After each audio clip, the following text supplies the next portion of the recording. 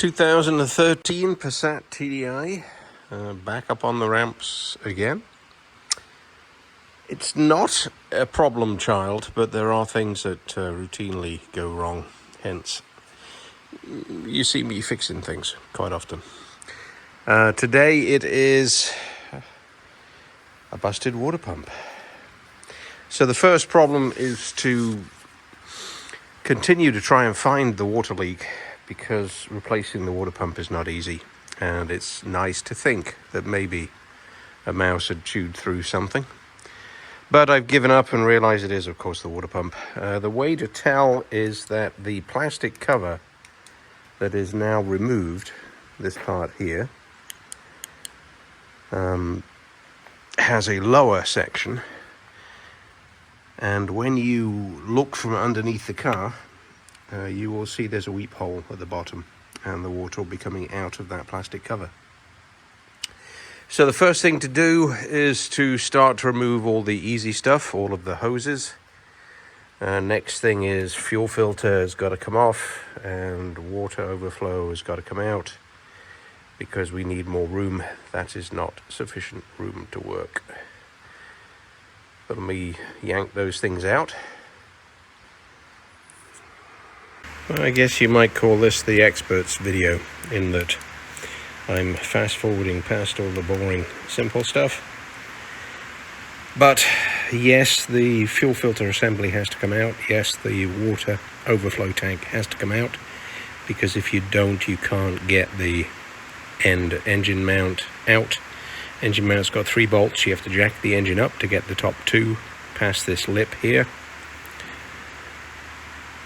And then you have to lower the engine down to get it through from the end, which only just clears. Take the cover assembly off, take the serpentine belt off, and we are now ready to lock out the shafts and remove the timing belt. But I'm going to wait until I have the lockout pins. Timing belt looks like it's bone dry and in perfect shape, so I'm quite happy with that. But I do have to lock this thing out, put the new belt on, and get the water pump out, and replace, and do it all again, backwards. So everything's cleared out of the way, and we're at the only point that matters, which is getting the timing right before you loosen the belt and then put the new belt on. So the timing is not as easy as I thought, in that the marks and everything, when things are filthy, are not really visible. So the mark that you're looking for on the crank pulley is a small notch in the casting of the pulley. I've got it in position right now, but it's that.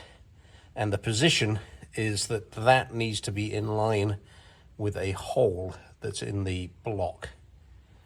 And you know that it is exactly in position, because when you put the tool that locks the crank out in the right place, the pin slides into that hole, so he says, and there is a small bump on the crank pulley that's right there, and that pops right into the last hole, which is beautiful.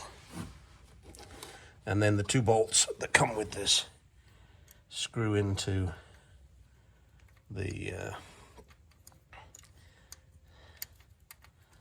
holes that are in the crank pulley. So he says, dropping them and struggling.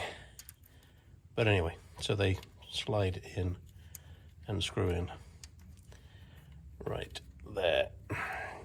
So I will tighten that up, lock it down. There are then 2 pins that go, 1 each, into the cam. Top cam, there's actually a slot here that I guess allows for movement, which I would rather not rather there not be. I'd rather it be a hole, but I can see the receiving hole for the pin. And then here is the pin for the fuel pump. So let me pop those in and then turn the video back on and show it in place and then pull the belt off. So here's an interesting part that's worth covering, is that with the crank locked in position, and it is very exact, you have to keep wiggling it in order to get the bolts in and the pin in. You then go to push the pins in to lock off the fuel pump, and the pin won't quite go in, and the cam, and it won't quite go in. It's because you have to loosen these bolts in order to put the pin in. And the reason for that is that belts stretch. Very small amount, but they do stretch, tension changes, and therefore, although the crank is now in exactly the correct place, these pulleys are not exactly in the correct place. I'm talking infinitesimally small movement, but you do have to loosen the bolts, pop the pins in, tighten the bolts back up again. Then it's all locked out and you can take the timing belt off. Having just said that, what I found was I did not have to loosen these in order for the pin to slide in. I had to just apply pressure to it and it slid right in. The cam pulley, I actually had to loosen the bolts and then the pin went in. I did not see it move, but with it loose, it went in, and then I tightened them back up again. So very important to get the torque settings right on those things. I will do that when I put the new belt on. So now it's tensioner off, water pump out, clean it up, and put the water pump back in again. So a couple of the idler pullers are out, a lot of cleaning. It was filthy in there. Here's the water pump. It's just 3 bolts that you pop out and the whole thing slides out. And the new water pump slides on in, which of course looks beautiful compared to the old nasty one. And the old nasty one feels horrible and is making a horrible noise. So I do know for sure the water pump is no good. And that is why I'm doing the job. So 3 bolts, and that'll be out and in. I'll wipe around and then put the timing belt back on. So the new belt's going on, all the idlers are on, the tensioner's on, water pump's in, belt's going in. So the only thing that's really important about the belt is that you don't allow there to be slack up here. It can move, but there can't be wiggle room because you cannot be on the wrong tooth, because this part of the belt does not get moved ever, and these are currently locked in the right timing locations. So the trouble is the belt, as you're wiggling it and moving it, wants to keep popping out. So I am going to try jabbing a little short, yes, that'll work. I'm going to put a little short flathead screwdriver jammed in the gap that will keep the belt in the cog so that it won't move as I'm fiddling down at the bottom. The water pump timing does not matter. If you get it right here and you get some tension down the bottom and get it in line, make sure that the right hand side of the belt has no tension, no slack I mean, and then take up all the slack of course with the tensioner. So that wasn't easy, I must admit. It's not difficult or complicated, but it's not easy getting the belt on. So with all 3 shafts locked in place, the new belt is a tinsy bit smaller. It's tighter, it's harder, it's not done any miles. So what I found to be important is make sure the teeth are in at the top with 0 play. This is without it tensioned, just 0 play. Jam a screwdriver in there to hold the teeth on as you wiggle down the bottom. Take the tensioner off so that it's loose, so that it can move and give you the absolute max play in the belt possible. Take that idler out altogether and then feed the belt down and around the bottom crank and keep the portion between the crank and the water pump nice and tight. Jam what I found to be a 3/8 drive nicely under the bottom to keep the teeth in play and in the right sprockets, put this idler back on again, and then snug up the tensioner. And everything worked well. A little nerve-wracking, but it's on and it's clean and it's done. And now for the reassembly. So reassembly quickly is just a matter of covers. Once the covers are on, then the engine mount can go on. Once the engine mount's on, the rest follows. Serpentine belt is on. Engine covers are on, engine mount is on. Next comes water expansion bottle and its hoses, fuel filter, and then we're good to go.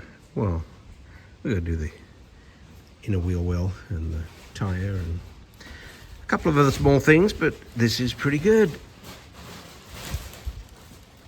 So all the hoses back on.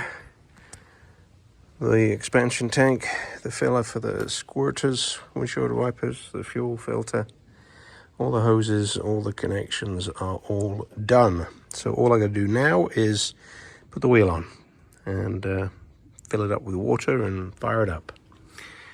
So the total cost was $419 thanks to ID Parts.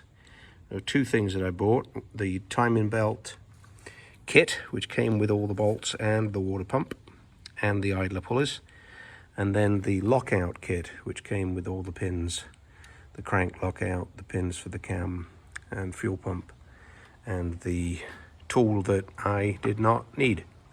But apparently if you have to rotate the cam for some reason, then you use that tool for rotating the cam. But that was all good. $419. If this was done at a dealership, I'm guessing it would be $2,000. So another $1,500 saved. Fires right up, purrs like a kitten. Everything's good. Just going to top up the water in a minute, let the thermostat open, burp some more air out, chill it up a little bit more, and we're done. So thanks to ID Parts, the only place we ever get Volkswagen parts from. Superb stuff. Fitment is great, good quality, half the price. So very happy with that. Another job done.